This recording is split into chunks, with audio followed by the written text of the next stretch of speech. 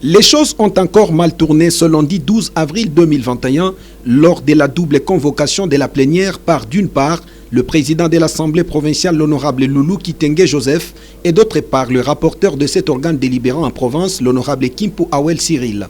Ne s'étant pas entendu sur la présidence de la plénière qui, pour les uns, devait revenir au rapporteur de l'Assemblée et pour les autres au directeur de l'administration, suite aux différentes pétitions ayant frappé tous les 5 membres du bureau, les différences ont chuté à des vives tensions entre députés, lesquelles tensions ont empêché la poursuite de la plénière pendant plus de 4 heures. Se jugeant responsables et matures, les membres du bureau se sont réunis en huis clos pour transcender tout d'abord les dislocations et projeter d'autres élans afin de sauver la session de mars qui sombre déjà de plus de 10 jours. Séance suspendue, les décans se sont livrés tour à tour à la presse pour donner leur analyse et leurs perspectives d'avenir. Les mots honorables, nous devons en tenir compte que c'est un mot qui pèse, que nous devons avoir un comportement conséquent. Il y a eu des désordres dans nos salles, il y a eu des casses, il y a eu 2 menaces verbales, il y a eu escalade verbale. Jusqu'à présent, rien n'a été fait. On est resté et on a trouvé qu'il fallait, dans ces climats-là, cette atmosphère ne nous permet pas de raisonner. Nous avons compris que nous sommes venus dans la logique de faire un combat d'idées parce que les parlementaires, ce sont les discussions pour trouver des solutions.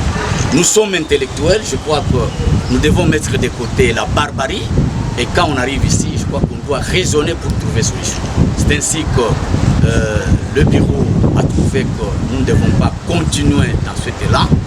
Nous devons être posés parce que la psychologie n'est plus encore normale et les gens sont vraiment dépassés et on vient de suspendre la séance d'aujourd'hui jusqu'à nouvel ordre. Nous étions très surpris de voir l'honorable rapporteur, son adjoint et les questeurs se présenter comme étant le bureau.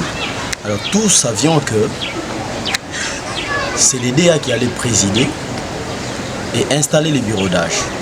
Cet aspect des choses n'est pas légal et nous nous sommes insurgés par rapport à ces comportements. Et c'est ce qui s'est passé aujourd'hui à l'Assemblée provinciale du Tanganyika.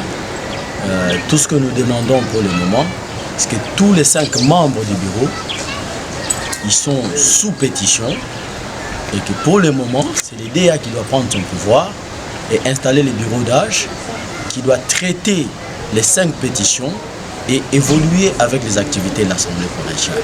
Et voilà ce que vous avez vu aujourd'hui. Et en fin de compte, nous nous sommes dit, nous sommes quand même des honorables députés, il fallait qu'on soit ensemble pour essayer de traiter cette question. Alors, nous laissons aux 5 membres du bureau le temps de traiter et essayer de baliser le différend qui est au niveau du bureau pour permettre au DA d'installer les bureaux d'âge pour essayer de traiter ces 5 pétitions. Il y a lieu de rappeler les honorables députés provinciaux au bon sens pour que le destin de la province du Tanganyika ne soit pas emporté par le sentiment politique car le mandat est un exercice du temps.